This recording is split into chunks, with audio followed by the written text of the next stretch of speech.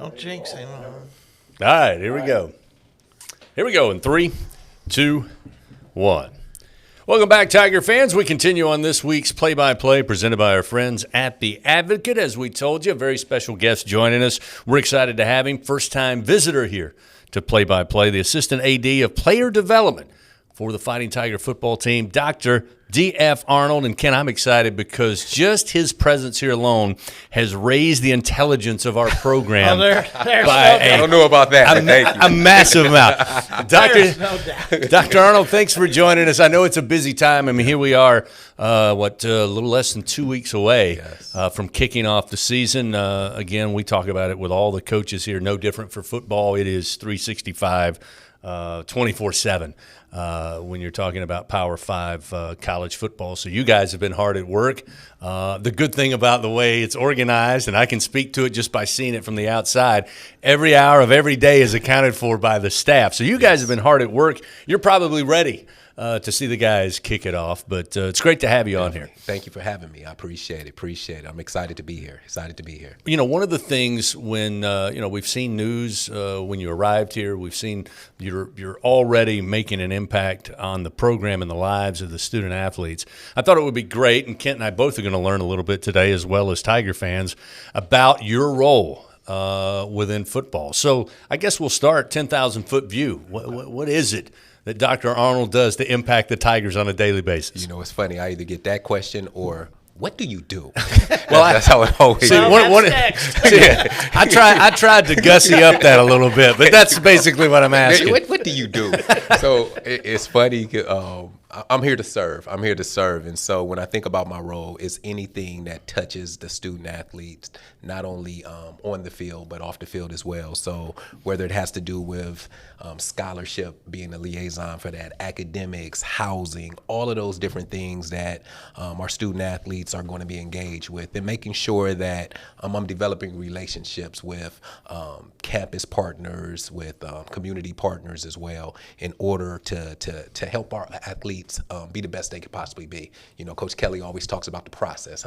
This is part of that process in order to get the outcomes that we want, which is to graduate champions. Well, before we turned the show on, we were talking in here, and I think any LSU fan who has listened to Coach Kelly since the day he arrived here in Baton Rouge would understand the holistic approach that he takes to, as you said, the process, but more specifically to the student athlete. There's more than just practice and preparing the body in the weight room and on the practice fields, and then going out and competing at a high level. I mean, he talks about graduate champions. He talks about what happens when they are away from football, because believe it or not, the players from time to time are away from that football facility. Now, we've all been in it. I don't know why you'd ever leave it, because I'd live there. But there are those moments, and so I think this is an interesting opportunity on today's show to kind of to peel back some of that for fans to realize I imagine your day dealing with student athletes. Number one, they're all individuals. They're all different. They're all going to have different needs, different desires, different outcomes, different goals. But probably on a day-to-day basis, there is something that is new. I can't imagine your day every day is like, another humdrum day at the office, because you're probably seeing something new on a daily basis. Definitely. I don't know if I would be here as long as I've been here or at my last university if it was just a humdrum day. So really, people always ask, what does your day look like? And it's just different because, as you said, each individual is different. And so I need to make sure that I'm meeting them where they are. So really it starts off with relationships. Like, they don't care how much you know until they know how much you care. So making sure that they know I care first and foremost. And once we start peeling back that onion, that layer, then making sure that we have programming for them to be, once again, successful, not only on the field, but off the field as well. Because we know the things that they do off the field will enhance the things that they do on the field. For instance, we just had an event that we did with the food bank, right? And so with the food bank, it wasn't a hard sell to get these young men to do that. I remember last year particularly, I had a young man who came and told me, hey, Doc, I want to do some community service. And so we partnered, and I said, you know what? Why don't you go to the food bank?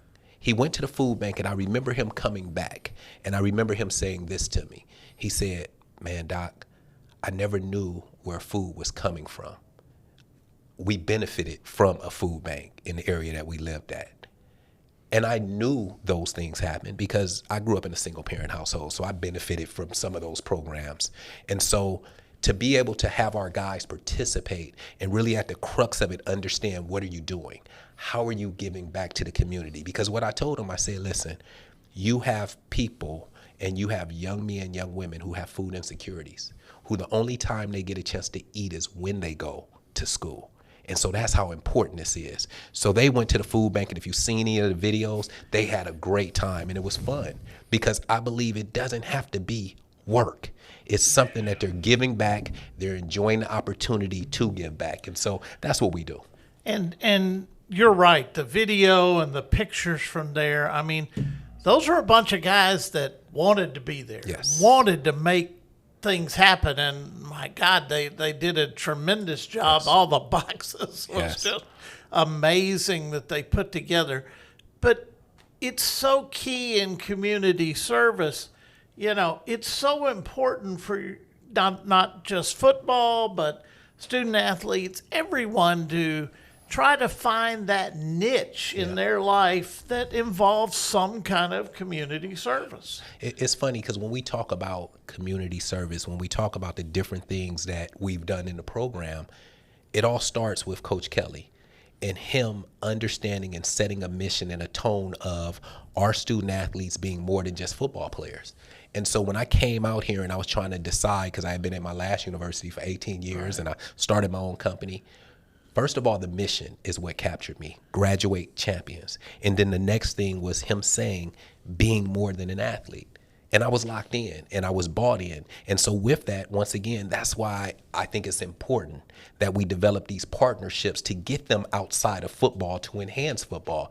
The first two departments that I contacted when I got here, one was our mental health, so our sports psychologists and counseling psychologists. And then the next, because mental health is important. Yeah. And we know that they're dealing with a lot of different things. And we need to, I tell my young men all the time, it's okay not to be okay, but let's get you some help to be okay.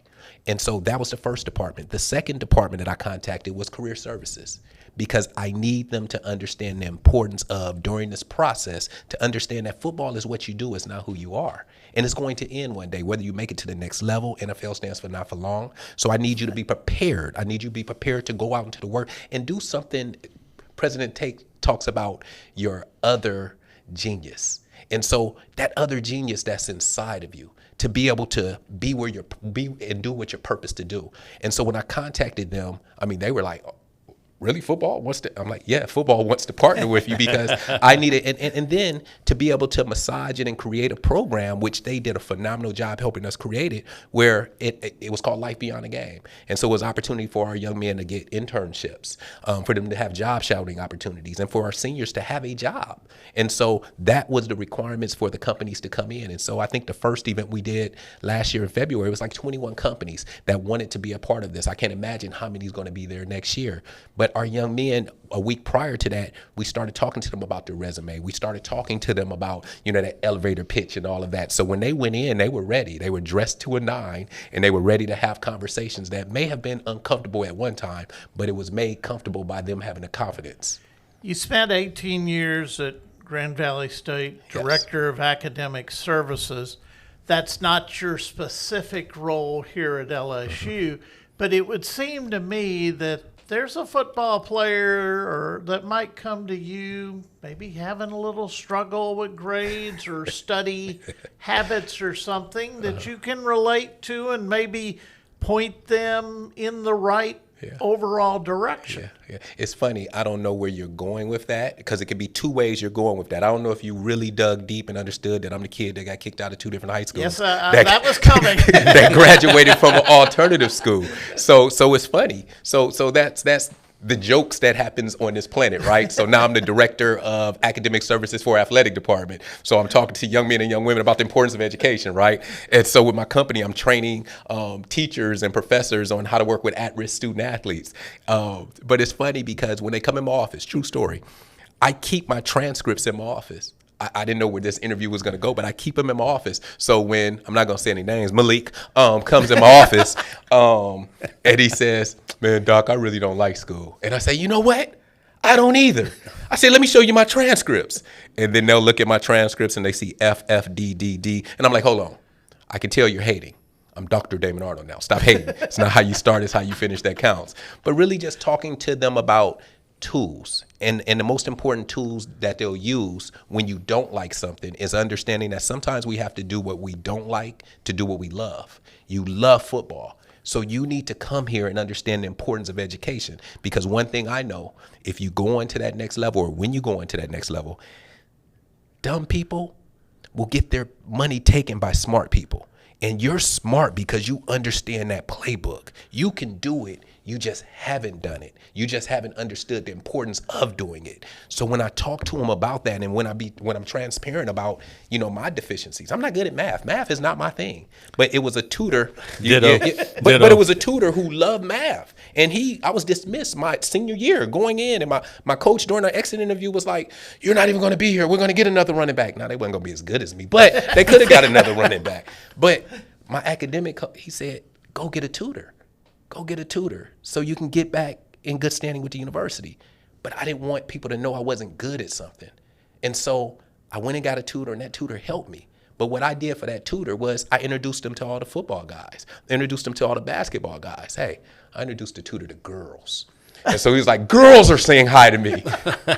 So I thought he was helping me, and he was. But I was helping him. He was an introvert. He wasn't an extrovert. I'm a highly extroverted person. So I was able to help him. So all of us have, like President Tate talks about, that other genius. All of us have a purpose. And so when we understand that we don't have to be great at everything, we have to be great at our thing and get help with those things we're not good at. So having those conversations with the guys and being transparent about it, because that's all I can be, that's what moves them to the next level. Okay, I gotta follow up. Okay. This. All right. Sorry, excuse That's me. all right. I gotta follow this. How good a running back were you? Oh, I was great. I keep looking at Coach Frank like, come on, man, put me in. I'm ready. I think Matt and Blair got me some eligibility. Come on, put me in. My wife may not approve. Running back room's pretty solid here. You know what? It's an ongoing joke between myself and the running backs, and I keep telling them I'm taking all their positions, and they're like, "Doc, let that dream go." And I'm like, I can't. It's what keep me young. But when I see them getting hit and blocking them linebackers, Omar and Greg Penn and the what. I'm like, yeah, I can't go out there and do it. But I'll never tell them. So hopefully they're not listening to this. That's right. Hopefully they're listening to this. No. Yes. And what was the thing, and you mentioned getting kicked out of 2 schools, what was the thing that finally put you on the other side, that put you on the edge, that got you moving forward with your education? I'm asked that question a lot, and it wasn't one singular thing. It was a lot of different things that contribute to me finally saying, because I always say change happens in an instance. What takes a long time is deciding that it's time to change. And so it just got to that point where it was like, it's time for me to change. And I knew one day, because I like girls, so I knew one day I would have some kids. I grew up in a single parent household. I wanted my kids to have different opportunities than I had. So I started, Dame Dash says a quote, and I've been telling my guys because I research and study different things to be able to help them. And Dame Dash said, I hustle for my last name, not my first name. And I was just telling some guys last week, I said, it's selfish for me to hustle for Damon. But when I started thinking about the legacy of my last name, then I started making decisions and choices that are in line with my future. Enlightening stuff, no doubt. Wow. That's enlightening. That's why we've got Dr. D.F. Arnold with us here this week on Play by Play. Following up with that, a couple of things. 18 years involved in the academic side at Grand Valley State. I have to imagine there were moments when you were working on academics with student athletes that maybe conversations crept in beyond academics. Or, hey, by the way, I'm having some trouble with whatever it is.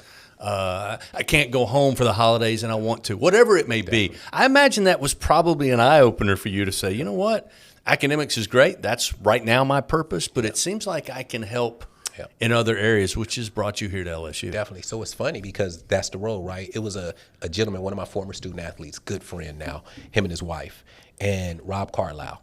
And Rob had started talking to me about player development jobs probably about 2 years prior. He said, man, Doc, this would be this is where you're moving towards. Because I would have those conversations. And I started moving towards it because I had a staff who were phenomenal. And so, but I would work with football. And so he started telling me about that. So I started researching a little bit, but in one ear, out the next. And so what happened was when Coach Kelly got offered this position, his son, PK, Patrick, he was at Grand Valley, and we had developed a phenomenal relationship. He was doing some coaching with Grand Valley, and the younger son was there. And so when he got the job, I said, so he left, they flew out here, and I said, man, tell your father, man, this is huge, this is big. And he said, Doc, why don't you call Dad? You call Dad and tell him. And I was like, remember, I don't have a relationship with your dad. I know him in passing. I know the mom because we send emails for your knucklehead self. But I don't really know him. He was like, oh, he knows you. He talks about you. Call him. And so he gave me the number. And so I called him, and I was like, everybody's probably calling him right now. So I sent him a text message, and I said, this is huge. If you need anyone to do player, and I was just playing. If you need someone to come down and do player development, and I said specifically, no academics, I'll come. And I was just playing. And Kenzel, when he got back, he said, man, Doc, you should go with my dad down to LSU. I was like, I just told PK, I don't really know your dad. Like, he was like, man, I'm telling you, you should go. And so fast forward, I sent BK that text, and then I sent him a video, because I do these videos on Instagram called Grind Time. And so it's like 30-second videos or whatnot, and all my NFL guys hate on me, especially Matthew Judon. He hates on me because I used to do 3 push-ups, and then I'll get into my quick little message. He's like, that's all you got is 3 push-ups, Dr. Arnold? That's all you? I'm like, stop it. It's part of the prop. But so I sent BK a video. Next thing you know, I get a phone call from Beth Rex, the chief of staff. Hey, want to talk to you about BK moving to LSU. And I'm thinking, oh, okay, nothing of it. I'm thinking, okay, they want to make sure I'm going to make sure the boys are okay.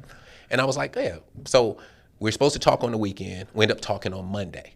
And so she said, okay, tell me about you. And once again, I'm thinking she's just going to say, hey, they're going to be down here. Can you? And so I'm telling her about me. I'm telling her the same way I did my interview at Washington State, same way I did my interview at Grand Valley State. I'm a reformed knucklehead. I still got a lot of stuff that I mess up on. But one thing, I'm a be a magnet to young ladies, to God. That's what I am. She said, oh, okay. What is it going to take to get you here? I was like, what? I said, so what position are you thinking? And she said, player development. And so I asked her, I said, with player development, I've heard many things, and depending on who the coach is, it's different ways that they want it done or whatnot. I said, well, really the only way I would want to do player development, I would want to develop it in a way where we're developing the guys, to where we're partnering, to where we're doing things to get them to understand the importance of the off the field stuff. She said, Coach Kelly's gonna let you do whatever. I was like, really?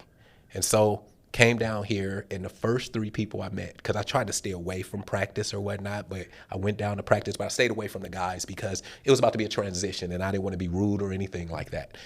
So Major Burns, Jay Ward, Damone Clark, all come up to me. You got a suit on out here and it's burning hot. So they're like, what you up here for? You interviewing for something? I was like, hey, I'm just here, just trying to see the phenomenal LSU. And so fast forward, I get offered the position. I go back to Grand Valley, and it was one of those, for me, it was hard because I had been there. And so I talked to my wife. My wife was locked in. We've been together 24 years. She's locked in. My son was going back to play football at Grand Valley. So he's all right. He's about to live his best life. The issue was my daughter. My daughter was going to have to leave her senior year and come to Louisiana. Yeah. Film. Oh, yeah. Yeah. Oh, yeah. And you're over in the corner like, oh, don't do it. Don't do it. I already did it. So I go to my daughter. And remember, I've been speaking all over the country and NFL rookie transition program, doing all of these things with my company. So I go to my daughter, and she can tell I'm kind of weighing whether I want to do it or not. And my daughter says, Dad, she said, whenever you go speak, and when you do your stuff with the NFL, you come back and you're like, oh, it was great. It was great when we asked you about it. At Grand Valley, I was loving what I was doing, but the academic stuff had kind of shifted. I had started doing more player development, talking to them about, because I understood that they're not going to do well on a test if they're struggling with stuff at home. Something else. So if we're saying, why you didn't do good on that test? Well, Doc, I have this going on at home. So we were kind of breaking some of that stuff to find out why they weren't, and then getting them the help they need. And so my job had started being good. I was about to make the transition, just do my company full time. So my daughter would hear me say, how was work, Dad? Because you always ask me about school. It was good. But when I go speak, great, great, great. When I came back from LSU visiting, I was like, man, it was great, man.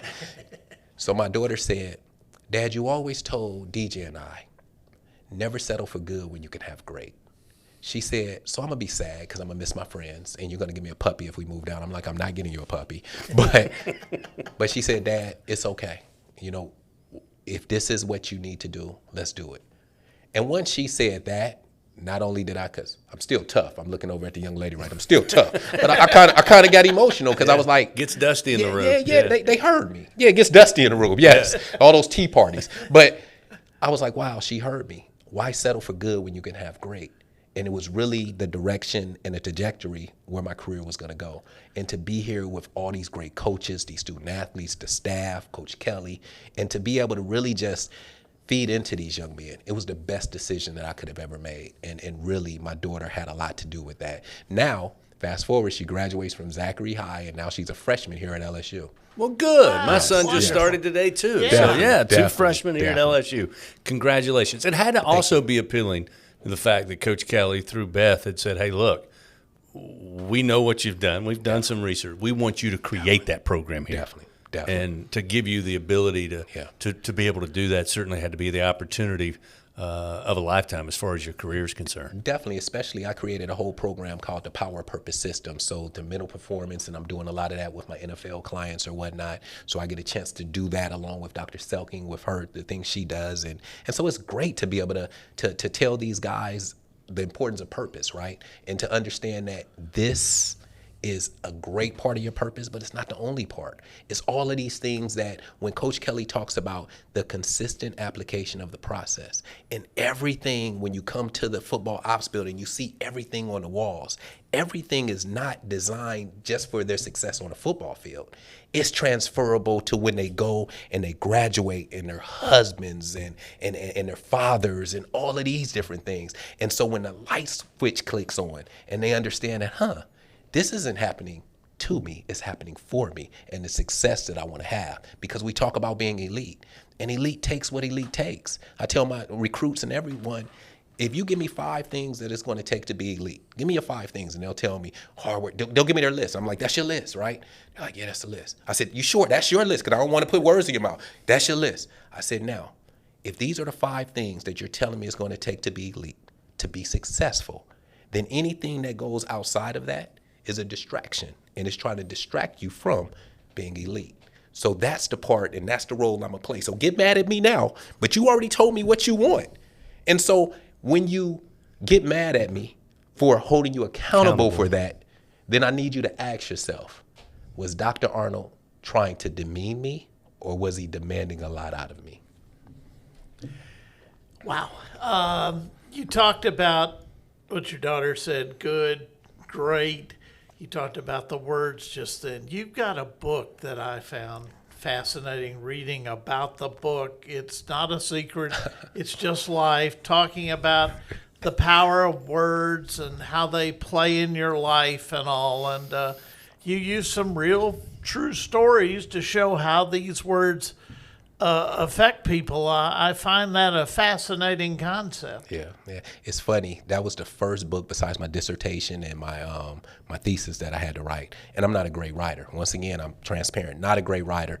And so I remember the president of Grand Valley State, because of my relationship building, Mark Murray, who's one of my mentors, one of my friends, he told me, he said, I know you're out, you're speaking and you're doing all of this. He said, when you gonna start writing some books? I was like, come on, Mark, you know I don't like writing. And he said, Damon, he said, passive income. I didn't know what passive income meant. I really didn't. He said, Damon, you wanna go speak at these conferences, they're gonna give you 1 check. He said, the other check is the books and all of those different things. I was like, oh shoot. Yeah, you got to get some merch. There you go. When he said that, I was like, huh. So it was funny. He said, you're Dr. Damon Arnold, because I don't really use that. He said, you can write about whatever you choose to write about. He said, now you don't have to write for professors and all that. Write what you're interested in. So that book it's not a secret, it's just life. And I give it to my guys. And when my guys come in and they're struggling with something, they're like, I said, hey, just read this book. And they're like, man, come on, Doc, man, I don't want to read a book. And if you open up that book, I wish I had it with me, it's double spaced. And so they look at it and they're like, oh, shoot, it's double spaced. And it's the quickest read, right? And they're looking at it and they'll bring it back. And they're like, man, because it's simple. It's simple, and it's in alignment with what I believe in, what Coach Kelly talks about, which is thinking differently. And so that right there, it's a simple concept. It's what are you thinking about? What are you truly thinking about, and what do you believe about your life can come and happen? I'm a prime example. Kicked out of 2 different high schools, graduating from an alternative school. Now I'm this Dr. Damon Arnold guy. And I talk just like this. I don't know why y'all thought it was going to be big words used on this podcast, but that's not me. That's the doctor across the campus. That's not Dr. Damon Arnold. Well, Dr. Damon Arnold's one of 14 people, Chris, who was recently selected for the SEC Exactly. Opportunity Forum, and I think that's wonderful. And obviously, from what I hear from the league office, just some great opportunities for you guys coming forward. Definitely. I'm excited. I did a similar program years ago with the NCAA. And it's funny, going through that program with the NCAA, I really was like, because it was preparing you to be an athletic director. And I was like, I don't want to be an athletic director. But that's when I started my company and everything, because I wanted to help athletes understand it's not how you start, it's how you finish that counts. But this time, when I was offered the opportunity, I was like, yeah, I want to get as many tools as possible. So if it's sitting as a deputy AD or an AD and having influence on how the programs ran, I'm all for that, because I believe that if you're not sitting at the table, people make decisions, and sometimes they don't know the population or the different people that they're making decisions on. So I want to be there so I can at least offer, well, wait a minute, have we thought about this? Have we thought about that? And so I want to be at that table. When I got my PhD, I mean, I never thought I would go on and get a PhD, but I started thinking about that table. And so it's different things and different rules and different things that are being made in my population, and I don't want that to happen. I don't want people to make decisions without having a diverse committee or a diverse thought process at that table. Interestingly enough, again, Dr. D.F. Arnold, our guest, it's just been a pleasure to have him on here. Before we go, I thought it was interesting because you talked about the relationship you had with Coach Kelly's sons at Grand Valley State, but yet you guys professionally, like, passed each other in the hall at Grand Valley State. Of course, Coach was there for many years, had great success. But I asked you before because you both have that on your resume. Yeah. But he was coming out, he was going out, you were coming in. Yeah. Still, the way, as you said, it's the way you finished. Now you're both here at LSU. Yeah. And it was funny. And Beth Rex, I got to say this. I'll be remiss if I don't say this. So my athletic director, Tim Selgo, one of the most phenomenal leaders that I've ever been a part of his team. And Tim Selgo, he hired Nick Saban back at Toledo. He hired VK. So it's funny because he was retiring and Coach Kelly was coming back to give his speech and everything with Tim retiring. And I remember he said something funny. And he said, yeah, Tim, I must really care about you because I had to drive this thing to get here, and I had to stop at this place and put this liquid in the tank. And everybody just started laughing.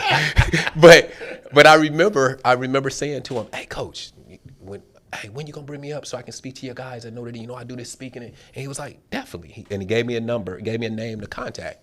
So I contact Beth Rex. Beth Rex, and I sent her an email. Never had a response or anything like that, but never thought anything of it. It was like, it wasn't time. And so Beth Rex was the person who called me. So we were at dinner. This was probably 2-3 months after I had been here. We're at dinner, my wife and her husband. And I said, I remember a while ago, I sent an email to you guys, wanted to come speak at Notre Dame. And I never got a response or anything. She was like, well, if I got the email, I must have sent it on to someone. The next day, Beth pulls up that email. She was like, oh, my God, I did get that email. This had to be literally, 6 years previous. And I was like. Totally believe that, by the way. Totally believe it. Not judging Beth Rex, but that's what happened. She is misorganized to the T. I mean, it's really impressive. So, So that's our joke. That's our ongoing Absolutely. joke. But once again, just like we've been saying, It's not happening to you, it's happening for you. And it's not how you start, it's how you finish that count. It wasn't time for me to go speak then. It was time for me to be a part of this program now. Well, we're certainly glad you are a part of it, an integral part of the program for Coach Brian Kelly, Dr. D.F. Arnold, who it's been a pleasure to have you on here. And, again, look forward to having you back. We'll maybe dig into some of the specifics of what goes on, under your tutelage over at the Football Operations Center. So, again, thanks for taking time to join us. Definitely. Pleasure to meet you. And let's get you he's a candidate now officially Yes. for a two-time guest. Definitely. Once we have him on once, There we go. there's always that opportunity to have him on good. twice. You said the tutelage, though. I do have to say I learn from my young men as well as they say they learn from me. Just like my past student athletes at Grand Valley, they prepared me to do what I'm doing now. My past athletes at Washington State, they prepared me for me to do what I'm doing right now. So when they say, man, Doc, I'm like, you helped me become a better father, a better husband. So I learn as I teach.